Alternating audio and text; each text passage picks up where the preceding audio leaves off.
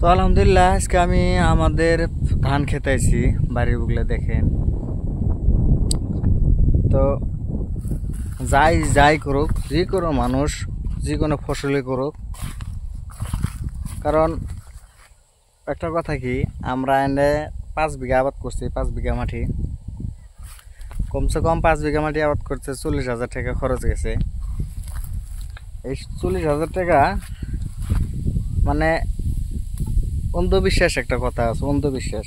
যেরকম ইলেকশন খেলাইলে চুপে চাপে আউলে মানুষকে পয়সা দেওয়া হয়, তো ভোট দিব না নাই, এটা অন্ধবিশ্বাস। তো এরকম এত টাকা মাটির মধ্যে ফালায়া, তার মধ্যে যদি হাত দিয়ে মানুষের উপরে ধান কাটে, হাত দিয়ে পাড়ায় নষ্ট করে, আপনাদের কিরম ঠেকবো?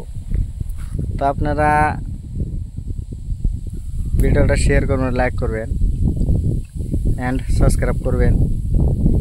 কারণ যাই যে কোনো ফসলই করুক, আমি ধানের আবাদ করি, বেলেগ মানুষ আপনার বেলেগ আবাদ করে, মানে এক মানুষের এক বিজনেস আছে। দেখেন এই সকালে উঠে এই ধান খেতে আসি, কমসে কম বাড়িতে 10 কিলোমিটার ফাঁকে,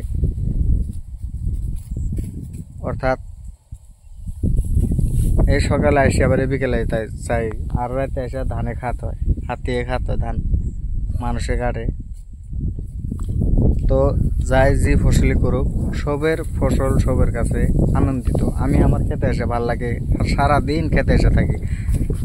বেলেগ মানুষ বেলেগ ফসল করে, ও এসে ওর খেতে সারাদিন পর দেয়, ওর কাছে ভাল লাগে। আমার একটা বনজামাই আছে, ফালতু কই না আমি এখন, মানে মানুষ কয় যে নিজের হয়ে গেলে শালা কেরা, তো এখন ওর হয়ে গেছে, এখন শালা ভুলে গেছে। আছে একটা বনজামাই, তো আগে খুব একসাথে চলতাম, একসাথে খাইতাম, একসাথে ঘুরতাম। অথচ পুরানা স্মৃতিগুলো, পুরানা কথাগুলো মনে পড়লে অল্প ভাল লাগে না, খারাপ লাগে। হয়তো এখন কিবা একটা কারণবশত আমার লগে একটু ডিসকাউন্ট হয়ে গেছে, একটু কথা চথা বন্ধ হয়েছে। এখন ও আমাকে ফোন করে না, হয়তো আমি মাঝে সাঝে করি, রিসিভ করে না। কারণ যার পয়সা হয় তার নাকে তেল হয়, হ্যাঁ, যার পয়সা হয় তাক মানে তার লগে আর কেউ বাজে না। তো অথচ আমার বোন জামাই পয়সা হইলেও কি আর না হইলেও কি, আমি তো ছোটো শালা, ওর তো খবর নিয়ে লাগবো। ও করে কই আমি আপনাদেরকে রবারের বিজনেস করে, আঠা তা দিয়ে গাড়ির টায়ার তৈরি হয়।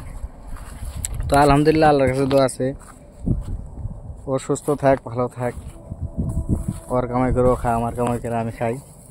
তা আল্লাহ ওনাকেও ভালো রাখুক, ওনাকেও আরও উনির কামাইয়ের ভিতরে বরকত দিক, আল্লাহ ওনাকে বেমার আজার না দিক।